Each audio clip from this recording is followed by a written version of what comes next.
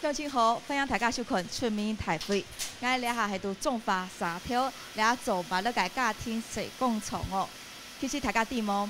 你下呢，台湾有10家人做个麦乐，有8种都系俩沙条俩个使用技术做出来个。透过钢筋最好个时节，田蛋非常暗道，俩大要个业者非常大病哦，叫做做麦乐。人员就做得生产2亿送个麦乐，就系讲老了条麦乐派起来做得行 TQ 2版哦。俺大概3年规模都透过为台湾了个经济外销大厦的动作个基础了贡献。不过你下受到外在环境个激烈变化，持有经济贸易个开放，所以你下台湾传统产业之中，你做麦乐个产业就受到了一个冲击咯，尤其系到去年。韩美个 FTA 签下去过后，对台湾个产业停产产生了很大冲击个影响。因出面大会基本就来到了种花个沙条，了个台湾唯一个做嘛那个稳健故乡，就来到大家共下讨论关心了个议题，到达因个传统产业，而用我行出新个希望。因你行两批去到讨论个现场。开会了！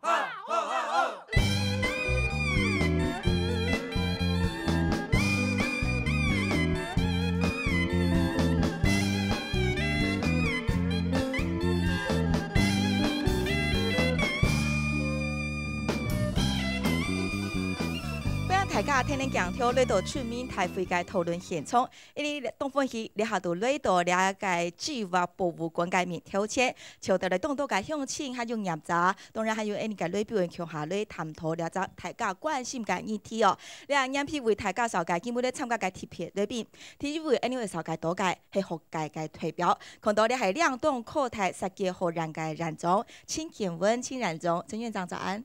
大家好，大家好。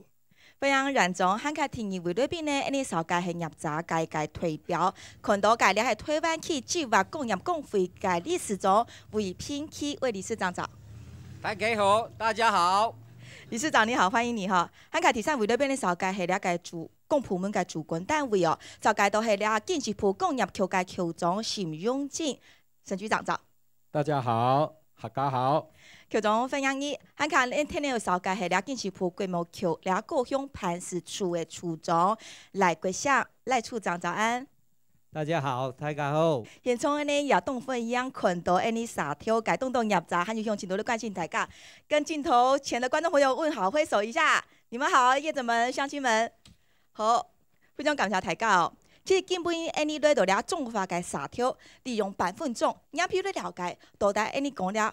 织袜黄金香，这个故事嘛，你来看到一份资料。这个研究也不会少哦，不会少哦，又喜欢事先朗沙。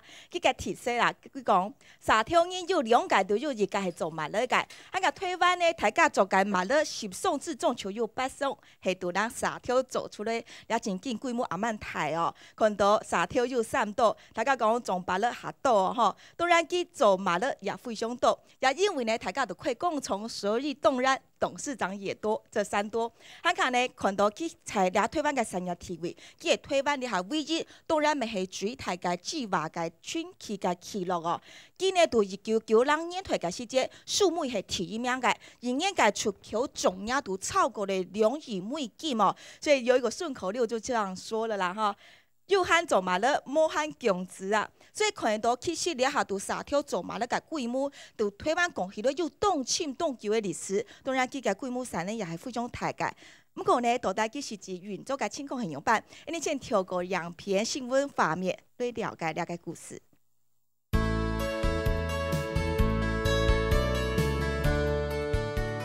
马勒嘅故乡都沙条，台湾特10种马勒，就有8种系度俩大要做出来嘅。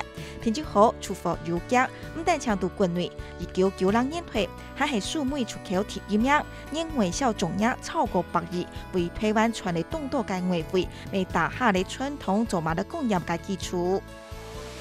对照透过家庭就系共从嘅老同用件，你下寄推磁通法，供求提高效率，和加入力从而设计嘅因素。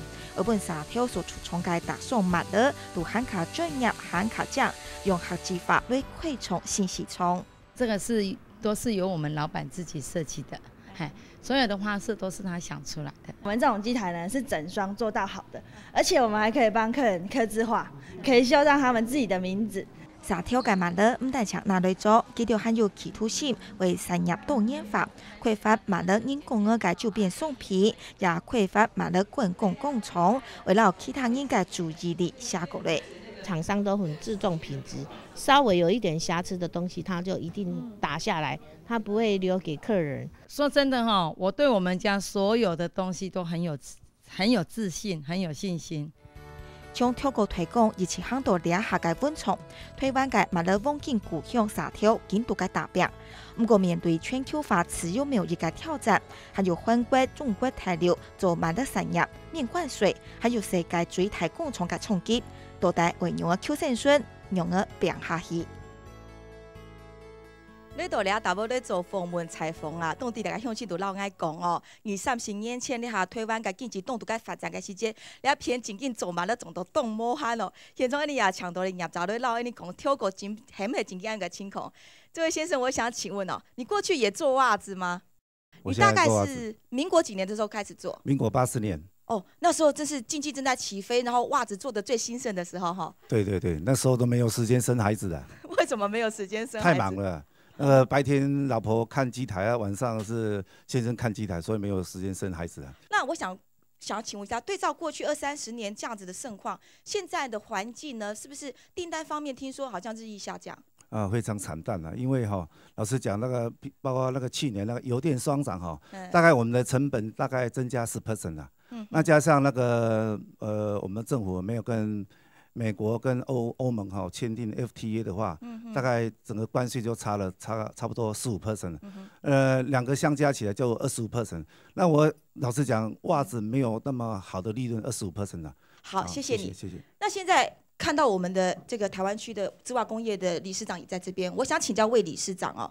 當然啦，現在的不管是訂單或製作狀況，可能不比20-30年前。我們知道可能是原物料啦，或人力成本，像剛剛那位大哥講到，它的漲價可能是一個因素啦。現在全球自由貿易化可能也是一個因素。不過我要請教你哦，事實上在產業面來講，目前這個壓力變得很不小，都還要關廠這樣的情況之下，你覺得最大的衝擊是來自於什麼地方呢？我跟你講我相信大家最近都蠻關心我們所謂的我們維亞改襪子界的一個台灣黑高兄的故事。其實這個既悲情又勵志的這個故事始作俑者其實是源自於所謂的這2年我們世界陸續簽訂的所謂的美韓歐韓自由貿易協定 FTA 對我們織襪業所造成的嚴重的一個衝擊所產生的一個負面的所謂的影響。那些夥伴國一旦簽約，所以他們的彼此之間的關稅都是0的，所以讓競爭是完全不對等，是不是？所以產生壓力。當然，這就創造一個所謂的不公平、不合理的一個所謂的競爭環境。剛剛講我們那個業者有講，除了對內有油電雙漲，對外還有不公平的貿易競爭，這個叫內外煎熬，所以造成我們織襪產業裡面的黑狗熊未來只會越來越多。但是為了我們織襪產業的所謂的未來發展我還是要不斷的再三強調，也要大聲疾呼，不厭其煩的要提醒我們的業者，面對這次的危機千萬不要掉以輕心而且要持續來注意關心，而且要妥善的處理來因應。當然，我們更希望我們大有為的政府能夠真心的來重視能夠積極來提供一些協助。我們希望政府趕快加緊腳步趕快給我們主要貿易國家，像歐洲、美國甚至日本，趕快簽訂所謂的 FTA 讓我們創造一個公平、更公平、更合理的競爭環境。我想這才是真正的釜底抽薪跟正本清源之道。是，謝謝理事長。其實理事長，我們在採訪過程中也談到真的美韓 FTA 在簽訂生效了之後呢，好像我們這邊涉頭直接做襪子的產業訂單少了至少1/3甚至1半這麼多。那事實上根據統計調查，我們了解美韓自從簽了 FTA 之後，光是去年1年韓輸美的這個貿易的出口總額就提高到3%。那這邊問題我立刻來請教我們國貿局的賴國興賴處長事實上，它是一個自由貿易的經濟體，如果說我們沒有加入它，難免被排擠在外。难免就会产生一个不对等的交易环境哦。那我想知道说，在洽签这个 FTA 的过程，可能是好几次，是一个漫长的过程，等待的时间。那现在在我们公部门来讲，对于现在产业所面临这样冲击跟危机，我们除了等待在签洽 FTA 之外，我们还能够做什么具体的办法，可以来因应这样的状况呢？以这个贸易数额、出口贸易数额来看，韩国跟美国签 FTA 最近3年，它签 FTA 是去年生效，7年3年生效。它韩国输美国的织袜，其实也是逐年在降低的。那以美国的市场来讲，是大陆几乎占了1半以上。所以是很多开发中国家，因为它成本特别低，所以说它的占有率是比较高。那不只是美国，譬如说日本、欧盟，这些都是织袜外销我们前几名的地区。那韩国也是一样，以这3个国家的进口量来看，大陆大概占了50%，其他像洪都拉斯啦，这些墨西哥这些国家，那韩国在这3个国家地区的市场是占2.6%，台湾是1.6%，所以基本上在竞争上，美韩 FTA 的生效以后对织袜产业有影响，但是在整个出口量来看哦，还不是有受到很大影响。所以处长意思说，其实就算是市占比较小，我们还是要掌握有竞争力，当然就还要创造利润啊。这边我要请教我们工业局长，当然 FTA 可能是大家期待将来原来可以圆成这个梦想，来做到对产业的保护。那如果还没签 FTA， 我们也不能束手就等待。结果最不好的结果，我这边请教一下局长，我们的产业辅导的重点会是放在哪里呢？刚刚提到呢，像美国市场来说的话，大部分呢都是以价格，比较所谓的低价化的这一种市场，都吃得下来。大部分呢都是由中国大陆跟越南这个地区呢来取代，所以相对呢，我们要面对的呢，就是像韩国、日本。我们呢一定要做所谓的差异化。第一个，朝机能性方面的袜子。那机能性的袜子呢，就是我们在这个机能性的材料，台湾是已经准备好了。所以利用这个机能性的材料呢，来开发抗显还有抗劲，还有凉感、比较舒适的机能性的袜品。这是第一个。这是机能。第二个呢，功能性的袜品，比如说现在大家很注重这种运动休闲，所以呢，像骑单车用的袜子、打篮球用的袜子、登山健走的袜子，以及慢跑的袜子，这些机能、功能都是走特殊化。日本也是跌下来，但是呢，他们也找到他们的方向。什么方向呢？他走保健性的、保健的袜子。那比如说抗静脉曲张，以及呢防血栓的这一种保健压力的袜子。所以工业局这边会有一个智囊团或技术研究单位来协助业者做这样的开发。那我问题先请教一下魏理局长，像刚刚我们局长讲到各种多元多化、林林总总的这些特殊袜子，在我们现在的袜业界来讲，比例是100%呢？大家都这么做了呢，还是其实凤毛麟角？如果要做到我们所谓刚刚局长讲的所谓差异化，我们当然对外对内都有3项核心的竞争力。第一个就是要注重品质，然后精益求精，品质是产品的第一生命。那第二呢，我们就是要少量多样，是求新求变。是我们开发袜品1年我们织袜产业总共有10万种以上，只有你想不到，没有我们做不到的。所以要不断的求新求变，要少量多样。把那个低价大量留给其他像中国那个新兴国家去做。第三呢，我们要缩短交期，快速出货，就是要提高我们的生产效率。人家1个月出货，我们3个礼拜、2个礼拜就要出货，是这样我们就可以获得比较高质化，然后比较利润比较高的一个订单。我想不外乎就这3点的核心经验来创造差异。这是我补充的。所以要用讲起来，其实产业界、产业界老公婆们该想法大家台体的强容。希望我们现在台湾，因为时代环境已经是剧烈的变化，可以摆脱过去代工的这样的体制，真正走向研发，然后掌握技术来创造差额的利润。所以现场我们也看到，大家现充又动动，都系你下度撒挑走嘛，那改共从记得去个研发出来改持有品牌哦。我这边请教到的是岭东科大设计学院的院长哦。其实在校园里。目前你看到对我们社头这样织袜产业，不知道学校方面的观测是如何？要严格讲起来，我想我们学生可能也许还没有办法真的那么的认知到说，到底这个产业的它有多大的市场，或者说我们在这里面能够扮演什么样子的一个举足轻重的角色，这个我们不敢这么说。但是从教育的立场来讲，我们希望能够学生能够了解。我想在座也有很多也是我们的年轻的学子，他们其实在这个整个这个潮流当中，我相信你们绝对不会缺席。如果你真正对于这个产业能够了解、去投入的时候，我相信从你的所学，然后再来转换成另外一种形式。我想刚刚呼应一下局长或者是处长他们所提到的，就是说我们的这个对于整个怎么样去活络这样的一个，人家认为可能是夕阳，或者是我们怎么样从红海里面去找到另外一个蓝海。那这个东西都是我们要去从几个观点，我想刚刚理事长也提到，就是譬如说你怎么样去做求新求变，然后创造一个流行。那我们从设计的观点，自然就能够去有比较敏锐的嗅觉，能够让符合一般的民众可能会想需要的东西，我们去找到一些突破。把市场需求调查出来哈。我们其实知道。社头80%现在还是走外销，还是帮其他的国际大厂代工，这是现在的实际状况。那我就想请问我们安尼甲各位业者啦哈，其实从跳好那边讲到的走向专业化或者是技术化，这是大家的目标。可是现阶段的客观环境已经让你们有这样基础做好那样的冲刺了吗？我想请问大家，现在在80%都外销的情况之下，你们订单还是来自于国外接单的时候，现在所面临的问题直接的冲击，也可以透过这样的机会。反映出来本大家都落地，你还有乡亲朋友的反应的吗？听收一下。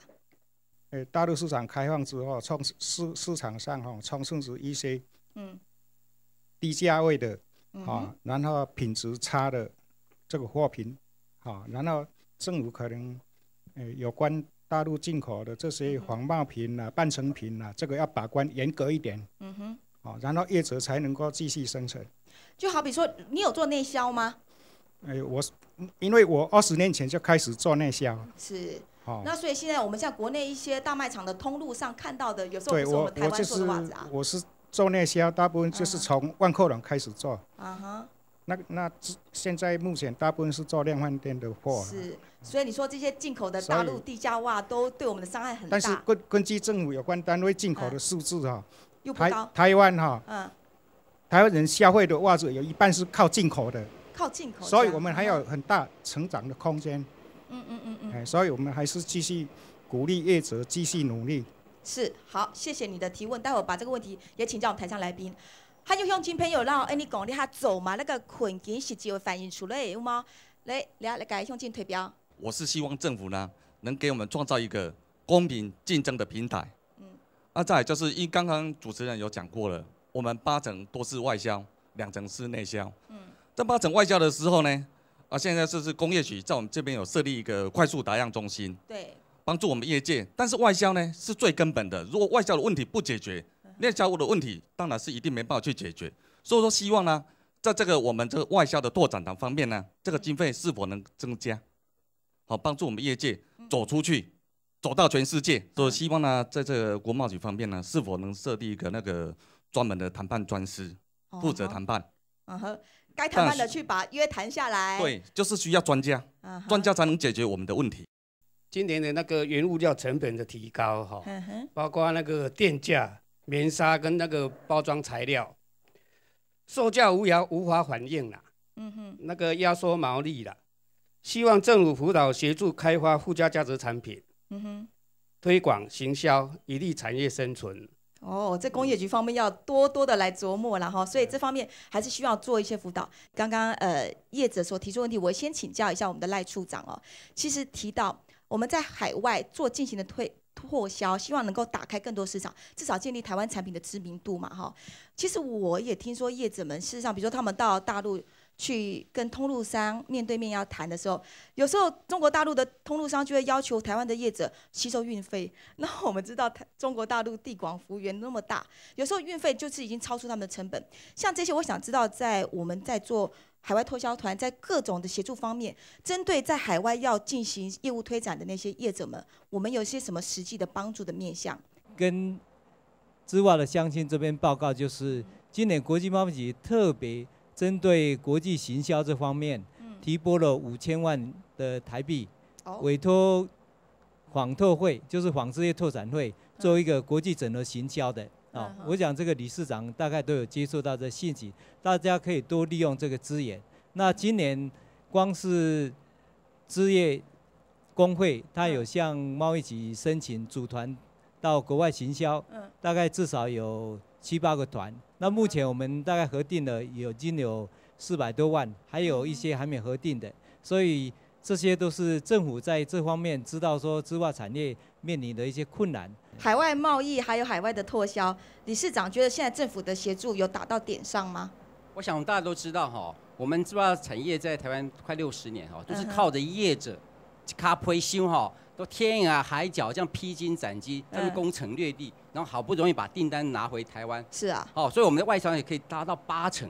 好，我想这是我们业者自己努力，功不可没。当然，我们的政府相关单位，尤其国贸局跟外贸协会，也在这方面给我们的加持，也功不可没。但是呢，最近我们刚才有看到新闻，第3次的所谓的自由贸易为FTA 的冲击之后，我们政府对我们有采取了一些步骤，但是我这边补充说明一下哈，我们尤其国贸局有相关的所谓的拓销经费的一个补助，一年大概透过产工协会哈，大概有差不多400多万左右，这是过去以来都是有在帮我们业者做海外拓销的一个帮助，但是呢过去因 ECFA。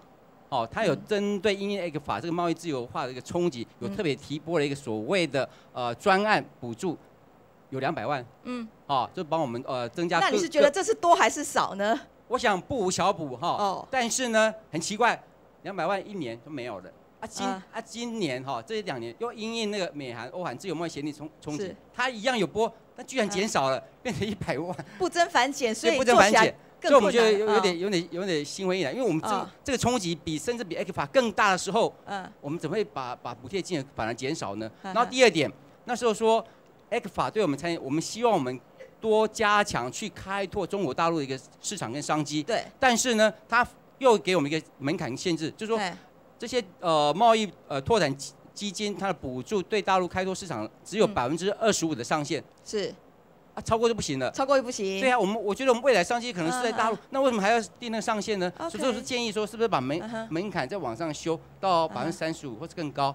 这我们衷心期盼。还有那个专案补助是不是可以再提高，以利我们开拓海外市场？好，副理历史总给提出来的问题，你都会看一份资料哈。我们来看一份资料，其实现在各国出口织袜的这个总额的比较，台湾的排名。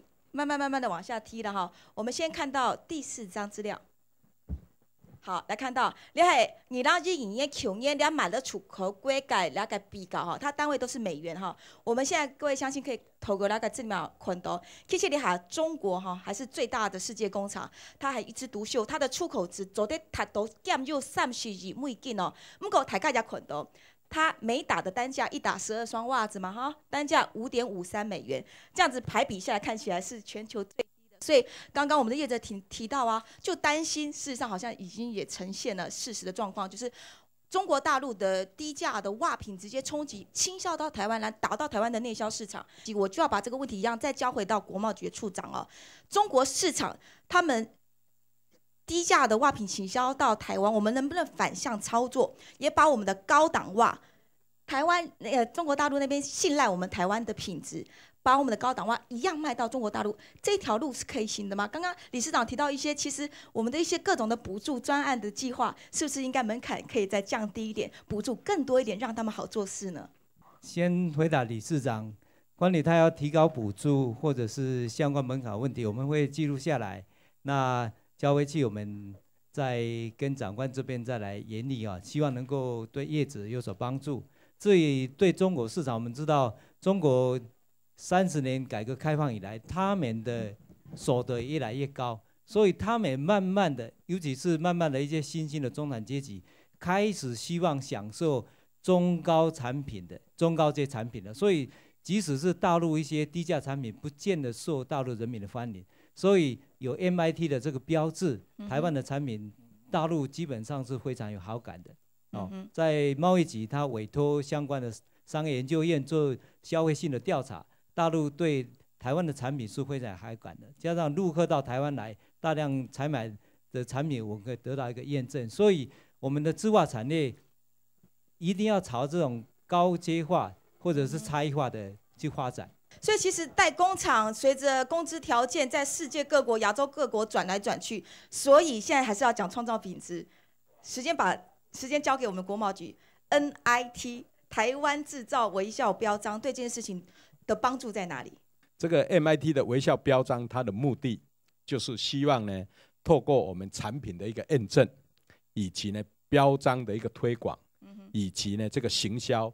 最重要就是来协助我们传统产业提升它的品质，最重要就是要塑造健康、安全以及呢值得信赖的一个产品形象。透过 MIT 这样的一个标章，对于这个内销市场上，我们也去了解一下连锁通路的业者，他们表示呢，透过这个 MIT 的标章啊，他们的产品的营业额成长了15%，有成长15%。好，那再来呢，织袜业者就在座诸位的那个台湾龙龙哈，还有盛虹，他们都表示说有明显增加，尤其龙龙呢，他们的这个业绩成长10%以上，所以应该是有帮助了哈。那在海外呢，具有辨别度吗？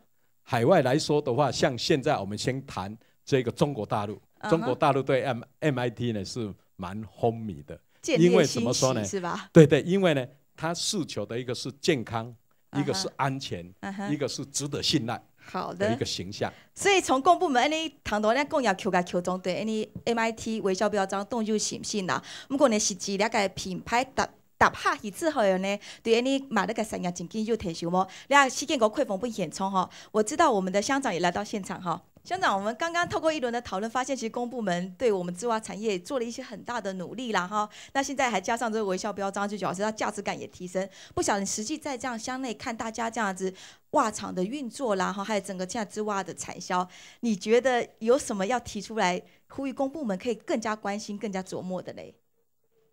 当然啦，优质的品质，当然优质的厂房啦。我们说了下公所嘞。有多少的力可能大家知道了，公部门的啦。可是我们公所的团队呢，一定更努力来推展我们的产业啦。而是袜子，是袜子的故乡。我们像工业局的，民国97年的，争取咱织袜园区的。我也感谢我们工业局辅导我们的产业的，就是我们公所一定要做的。所以这个将来这个成效、这个目标，希望也可以放在这个园区，希望它可以再带动另外一波了哈，放手一搏。好，那乡长谢谢你，我再把其他时间交给我们家乡亲哦。你个请问大家啦哈，其实对到你哋下品牌为做促销，大家起到你下有瓶颈吗？我是认为哈，目前织袜业最重要的就是哈。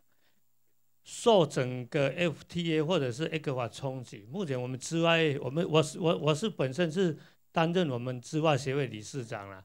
我是认为最重要的是我们一定要扩大内需啦。为什么呢？因为整个社头乡的袜子，它本身占整个人口是70%，这么好的一个群聚的乡哈，全国没有找到一个产业是这样子。我们光一个公所办理的织袜芭乐节哈，它就2天就能够吸引到30万的人来社头家买袜子，那可以代表整个全国人民对社头，尤其台湾制的袜子会相当的吸引力啦。所以我身为我们协会的理事长哈，我们各位理监事哈，我们这一次努力。从去年我们成立台湾织袜馆，还有我们现在成立整个这个假日市集的贩售，就是要一步一脚印的把整个产业的产品推向整个全国，而能够成为一个未来全国都知道袜子的故乡就在社头。我们在去年我们有成立一个叫做 TTS 的共同品牌。因为你唯有打群聚战，你才有办法把你的产值的品牌做大。是。那在谈到自有品牌，你们觉得台湾现在 NIT 有给你们好的帮助吗？我是认为目前为止工业局所推展这个 MIT 哈，我认为对产业是有加分的。因为这样让整个消费者他跟中国大陆或者是外来的产品有很大的区隔，我认为是正确的。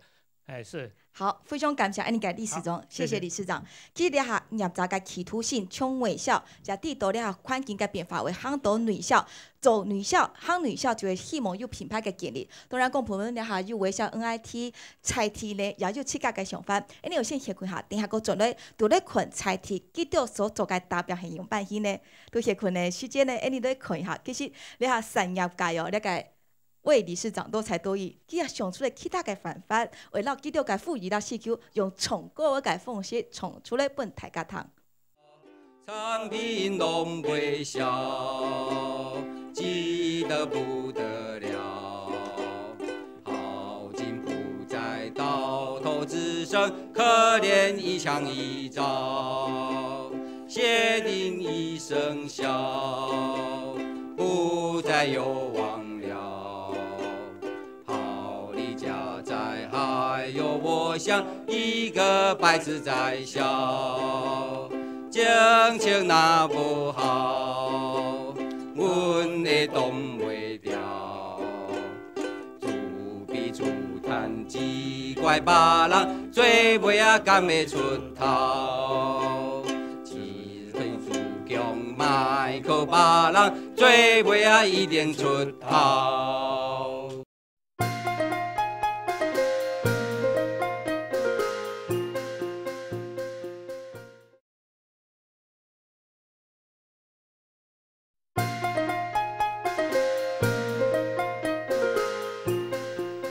大家个天天讲条转到出面台会个讨论现场，跳下协困个细节都谈到，来到做嘛那个跳架，记到都很得重构，重出来构儿哈，又高兴又欢喜哈，就像理事长提到的，在悲情中也希望可以看到希望的曙光哈。跳下安尼都讲到，其实在微笑底下台湾嘅发展确实又拄到困境，不过呢，了到做嘛那个人都从各种英雄用，都唔肯放弃了个希望啊，记到都七家来出发做出来，他个记到了下最重要要做个嘛个呢，就会品牌就会创意，为行出公共嘅需求到发展。现场我们也看到，我们摆了很多，这个看到大家可以理解是袜子，看到上面。这些彩色缤纷的娃娃，它们很可爱，吸引别人的目光。那他们是怎么做的？原来也是袜子。这就是社头的袜子业者，他们所想出来一条给自己新的出路、新的活路，就是要走出观光。我来请教一下，这是谁做的？好，请问一下，了解用请。社头过去都是做代工，现在慢慢自有品牌，好像也开始推观光了哈。你的工厂现在是怎么个做法呢？因为我们就早期我们也是一样的哈，跟大家一样哈，都是遇到危机了，再来转型哈。然后我们现在就是做一些机能性的了哈，像局长说的，抗显袜啦哈，防臭袜啦哈，专用的，比如说。脚踏车的啦，我们现在都一直都在创新这些的路线在走。是这些创新的袜子是你们自己想出来的吗？还是公部门也有一些专业的智囊团给你们协助？也有，像比如说，工研院工研院他也一直都在我们的周边辅导我们哈，所以才有今天的成就。那你在门市、在工厂自己卖袜子卖下来，你觉得发现这样子的产品、特殊化的袜子确实比较好卖，然后赚到利润也比较多吗？比代工多吗？对，因为这样我们一直都在有创了品牌了嘛，品牌就有附加价值了。一般像一般的客人来看的话，他没有品牌的，他可能的价钱跟有品牌的就不一样。对也是品牌，也是我们企业的。灵魂嘛，没有品牌你就完全就叫不出来，你就没办法去提高我们的产值。所以消费者也不见得会舍不得钱，只要产品够好就会买，是不是？是。好，我们谢谢刘先生。好，跳下呢，了解业者都讲到，做出好的品质啦，哈，对记到个销售是有天数的。你下现场也来讲按然个准价哈，来请问一下，来罗博士。香港跳下业者都讲到咯，你要做推广可能冇嘛个利润啊吼，为做了种有特色个专业送品，系对记到个销售有天数。谈讲两片，不过大家动专业嘛，有个系化学性质的，有的是机能型的，有的还功能型，还甚至扯到医疗这部分那么专业，我们怎么样来协助业者在这个产品升级上做一个技术性的掌握呢？举个例子哈，刚刚局长有特别提到说这个差异化做功能性的这个袜子哈，所以过去在几年的时候，大概过去5、6年的时候呢，现在我如果问各位一句话呢，可能各位很清楚哈。现在如果你可能知道有没有可能说不知道呢？他刚相信可能竹炭袜哈，没有人不知道嘛哈。竹炭袜就是我们工研在过去几年呢，用竹子呢变成竹炭的这个粉体呢，然后用在袜子里面，它可以消臭，对不对哈？比如说刚刚局长讲的抗菌，或是我们的袜子穿久了之后，会香港胶是会除哈，所以那里啊香气呢，叫个个马类呢，如果能够穿抗香港脚的袜子呢，那一定是高的附加价值，对不对？所以我们也开发出这一种跟我们的染整厂商呢合作，开发出有抗香港脚的这个袜子啊，穿起来这个袜子呢，本来可以从一双袜子50块。那可能可以变成150块，比较处于所谓附加价值哈。刚刚一谈到很多这个 MIT 微笑标章哈，也希望说这一双袜子如果100块，大陆人能赚台湾的钱，那为什么台湾人不能去赚他们的钱呢？对不对？所以现在呢，我们希望说，我们台湾透过这 MIT， 大陆人非常的喜欢，我们能够把它推到大陆去，把大陆的钱呢，人民币呢，再把它赚回来。所以现在呢，我们工研院哈，在4月26号，我们到金门哈，跟现在的台开公司还有旺旺集团哈，我们去金门那个地方呢，4月26号，总共大概就有70个摊位，那有6家的织袜业者已经报名，我们希望那个地方去。接受陆客的考验，一双台湾卖100块的袜子，但是大陆我们还是卖100块，为什么？卖100块人民币哈。所以呢，希望透过这个 MIT 微笑标章去接大陆的订单，能够透过这个呢增加我们的能见度。非常感谢你。好，如果说我们透过研发掌握技术，有了差异化的产品可以打到其他国家市场，那刚刚提到了一直扣结的就是有的好的产品要有声誉响亮、蜚声国际的好品牌，就走的路更顺畅了哈。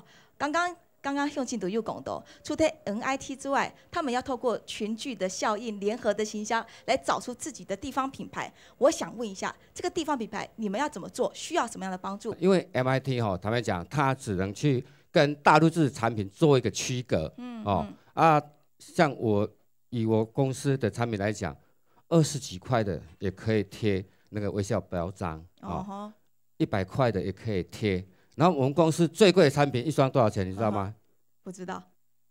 1000多块。嚯，这么高档的袜子哦。也在贴台湾的业者总共那个每一年推出1万多款的新袜款，但是它的同质性太高了导致消费者在购买袜品的时候，他也莫衷一是MIT 的到底是哪一双是好的所以说我们是要把它区隔一个精品的产品，所以说我们号召同好目前是有9家的同好加入这个 team 共同组成一个台湾织袜联盟。我们希望能够把台湾的精品带出去，但是问题又来了。什么问题？我们的外贸协会它只有辅导2年，但是一个品牌要推广谈何容易？2年做得出来吗？费用没有延续。对，我希望说，看能不能外贸协会能够继续辅导个3年到5年，都很难去打出一个名号出来但是外贸协会的答复说，碍于规定，他们只能辅导2年。我不知道这个规定是来自经济部的规定，还是国贸局的规定？可以讨论成长了哈。因为我们业者真的很打拼，要去不断开发新产品出来，也要带着新产品出去接订单，结果后继无力，有请无请记。马上来请来宾来做回应好不好？来解决这位我们的监视的一些问题了哈。好，谢谢你。那我这边先请教我们赖处长，申请专利数破那个记录，突破那个专利，是不是一个努力的方向？如果我们的产能规模确定就是大不起来，我们怎么样做到又小又强呢？它规定2年，是因为这个毕竟是国家的预算，它是各个产业都可以适用的。各个产业适用，所以资源还是有限的，所以那委托外贸协会办理的，在95年到现在7年，刚好第1期已经结束了。那除了说结合产官学研，从各方面，从上课、讲演、论坛，还有品牌诊断、品牌的管理系统的建立啦，那个理事长都很清楚在整个过程。那现在就是这一期的在国贸局办理的这一阶段他在到今年第一期已经预算结束了。那第二期，我想在工业局，它会继续强化这个第二期的过程，所以萧理事长应该也不用担心，在工业局，他第二期马上接续会来办理，应该庆记也够提好你了，应该没问题，该对了啊。子弹的提供了哈，而且要大的子弹呐。局长，我请教，这个专利的辅导协助还有品牌的行销建立啦，这方面我们具体的一些补助的方式或是什么，帮他们开创好的环境。刚刚这个我们是台湾顶级品牌哈，我们这TTS 这个业者朋友的这个呼吁，我们来了解一下看看，我们可以在后续怎么来帮忙。是会帮忙的。这个我们再来思考一下，看看过去是已经见过到什么情况，然后后续我们再来看看能不能在后续来协助。那这样，理事长刚刚也听了，我们相信很多的业者提出这样，不管是在品牌建立也好，专利技术的研发，希望掌握技术，就像你说的嘛，走出差异化，就可以创造蓝海市场。你可不可以再代表业界，针对这方面有没有提出什么样的呼吁呢？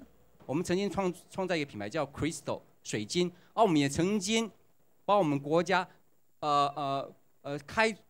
攻城略地，攻到那个所谓中南美洲，那个中南美洲整个的市场最高峰的时候，这个 Crystal 品牌几乎在当地市场占了80%，到最后这80%的市占率里面，居然有80%全部都仿冒的，全部都山寨的。因为这样当地的经销商也跟我们反映，就我们坐了30几个小时的飞机要去那边抓仿冒，然后一抓仿冒要请保全员，每个人都荷枪实弹，好像跟黑道谈判要火拼一样。我都冒着枪林弹，就是为了取缔谈判。后来想想不对，这个生命诚可贵啊！到最后算了，打退堂鼓之后，这个市场就拱手让。你知道劣币肯定会驱逐良币，仿冒久了之后，而且我们在地有没有什么资源能量可以去发挥去？没错，这都是问题。所以我们最后这个品牌好不容易经营的，一夕之间就不见了。我相信不是只有我们品牌，包括 Apple， 你说在大陆市场，它那么多的什么小米机、山寨机，你会不会有一天它那边市场马上就萎缩掉？所以经营品牌真的没有那么容易。所以我们公司到现在还是秉持2个理念，第一个就是品牌要自主化，你做完偌济，你就做偌济。鞭长莫及，千万不要随便尝试。那政府老公一直源源不断播种继续做不要紧啦。那一旦断吹巧妇难为无米之炊然后第二个做到品质国际化。我相信我们业者还是现阶段还是把你的品质够厚，只要有品质，你不用怕有订单，就不用担心有生计的问题，行有余力再来冲刺品牌。这是我目前过去经营的一个心得跟大家分享。是，其实同时可以双线并行，你继续有代工订单，你还是赚基础的利润，然后呢，行有余力，我们再来开发研发的商品自有品牌，因为这方面要做的是需要一些等待的时间。那问题也扣到一个啦，如果我们要做研发，要走出差异化的产品，产业界是不能断层的，是一定要有人才培育。那讲到人才，我这边就请教我们的陈院长。其实，在人才的培训方面，就刚刚你也提到，其实产业界跟学校方面，技职教育是做密切联系。那现在你觉得对这个人才培育，就好像我觉得做袜子人跟做田杠种音我们讲说农夫，其实都有一个很相关，都是需要年轻一代的优秀的人才进驻。这方面你的看法也是一样吗？刚刚我们在很多的业者提到他们比如说开发观光工厂这样的一个观念这个其实他其实在卖的是什么？卖的是一种，或许他们可能没有真正掌握，也许就是他们其实在卖他们自己的生活态度，卖他们自己过去的故事，他们奋斗的这些故事。那在这些故事，你怎么让能够一般的消费者或者是观光客，他们来的时候真正能够感受到？我觉得故事啊，这些对产业是有帮助的。有帮助，绝对有帮助。我觉得，因为当你能够可以有所认同，因为我们创造品牌，可能第一个，如果我们找了有名的代言人，当然这个代言人，也许我对这个品牌就绝对认同了。不过我刚理事长也提到，这个品牌创立的确是要花费非常非常多的经费，那么也要很长的时间来做。如果从观光工厂的角度来看，或许不仅就是说你品牌能够被认同，同时你打了你的整个公司的形象，那相对的，我相信这个产值或者是它的这个单价，它也相对也能够被提高。那这边呢，我们也知道说，其实刚刚地方政府也做了在社头，因为他们的重点产业就是袜子，袜子背后很多的故事，很多的人情温暖，这方面都是将来他们的卖点跟资产。那呢，事实上我们也听到说要把这里打造成织袜观光城。哎，你对谈一下，记得聊到你辅助退休该好高，记得有很勇办走改。我们请教一下那个洪老师。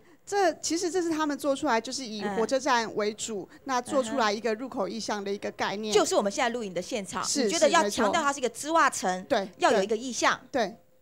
那最主要就是希望让我们的一些消费者、一些民众，他如果搭火车到我们的火车站车站这边过来，那一看他一下车就知道，哇，这个就是一个袜子王国的地方，让大家知道它是完完全全属于袜子的一个城镇。是，那我们镜头可以带一下，其实这边是车站，车站如果观光人潮从这边走出来，这边就是我们录影的现场博物馆，这是我们的凉亭嘛哈。所以你看这边都打造很多的就是一个意象非常鲜明的标志。对对，你认为这是对？就大家对他建立的一个形象是有直接帮助的。对，我们觉得就是因为现在我们要给一般的民众，他要有一个很鲜明的一个主题。那因为其实很多人他们可能根本不知道我们社头有织袜产业的存在。那他买袜子的时候，第一个想到可能我就是到卖场去买。是。所以如果我们让他知道社头有一个这么好的一个那个群聚的袜子的地方，那他想要买袜子，他就会来这里。对。好，其实你看到材料嘅综合无，虽然讲传统产业受到贷款境外在嘅冲击，不过看到你嘅力量还系持续源源不绝的冲撞出来，都是希望可以找出一条新的蓝海之路啦吼。你啊事件健康度了下吼，还有开放准备200个现场，本安尼嘅乡亲朋友针对安尼基本嘅议题嘅讨论吼，还有嘛个想法会提出了嘅建议，会讲本大家谈的么？想听收。今天呢，能够那个局长跟那个处长来这边把我们那个产业把脉啊，希望说能够一针见血，对症下药。因为你最喜欢的，这是我们的心声啦。我们刚刚听到了我们的产业界，听到了他们的声音，都讲了2个字，我们在公部门常听到2个字，叫做补助。那应该补助是什么？是就我们所欠缺的。那但是补助它是一种重分配的过程啦。那我们社头乡公所在经费筹措上面真的很困难。我们希望我们今天的长官，我们的经济部的工业局，我们的局长在这边，我们的国贸局，我们的赖处长也在这边，希望他们能够帮我们地方一把。好，谢谢主秘。其实啦哈，创造环境需要大家共下达标了哈。好，那我现在先说明，简单的讲一些我们县政府在做的一些作为，像现在刚刚提到要把生产技术把它提高，那我们就是透过中央的 SBIR 计划来把学校跟业者来整合。那我们希望这个业者能多多利用这个计划来跟学校结合。那另外在地产基金的方面，中小企业处这边有地产基金的协助，我们102年在东南彰化县东南4乡镇有争取到1500万。那我们希望呢，这个就是刚刚有业者也提到说，如何把这个活动能持续。那我们帮助业者不是给他补助这2个字的还要创造环境。对，你要教他怎么钓鱼啊，而不是说一直钱来办这个活动，那办完就结束了。所以我们希望利用这个地产基金来扶持他们组织一个他们自己的团体。那来看什么来跟学校单位因为学校是长长久久，学校是在地的，他每年都有学生。刚刚那个像岭东科大他们网页设计比赛第1名的团队来协助这个理事长这一边的这个网页的设计。好，感谢处长哈。个警告乡亲朋友，就提出几条个意见了，开发过还有哈，你啊问题也会请你来处中。那处长，我就要请教你对乡亲做的提问做回应，并且做总结哦。其实现在大家当然对外在的贸易的自由空间是希望政府能够尽最大能力去争取。那在争取到之前，我们一定还有因应的措施再继续迎头赶上，绝对不会坐以待毙啦。针对乡亲们所有提出回应，也请你做出你的结论。刚刚大家问题的重点常常提到 FTA 是在经济部有设立一个对外谈判办公室，他专责这个单位来做。当然这个过程可能是会冗长，台湾的地位确实是比较特殊，那政府长远上必须一步一步的去做这个方向，政府绝对是努力去做的。那在还没有跟其他国家签 FTA 之前，政府会针对各个产业加强它的力道，不管是对外贸易脱销啦，甚至在对织袜产业、纺织业的，跟织袜包括在纺织业里面的。那刚刚我有提到，就是委托纺特会，就是今年特别有5000万的经费，委托纺特会针对新兴市场，像巴西、越南啊、印尼这些新兴市场，我们有拓销发展性的，我们尽可能要走出去。另外，各位在研发创新里面的专利，譬如说大家也提到大陆的仿冒很严重，所以在我们跟大陆有签订智慧财产保护协定。那有些人质疑说这个协定有没有效果，但是你要知道，你没有协定，它就仿冒了一塌糊涂了。有协定以后，我们可以跟它的官方一年不断的谈。像商标注册，我们很多台湾的商标都被大陆注册去了。透过这个平台，我们一步一步的把这些商标再拿回来。是。所以有做一定有效，政府一定是努力在做，一步一脚印在做。那至于品牌之路，我们是在贸易局推动了7年。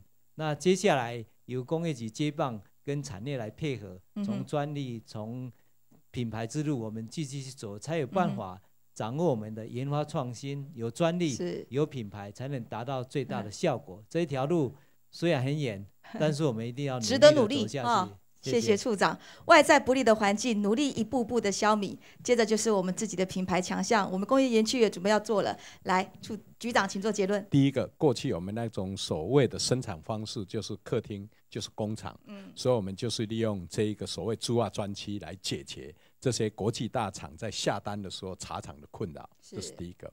那第二个呢，大家就在谈说，我们呢要走出去。就是要强调差异化跟所谓的附加价值高值化，所以呢，我们就成立了快速打样中心。那快速打样中心呢，就是从创新、研发，然后设计，然后到最后呢，就是生产技术的管理等等这个一系列的呢。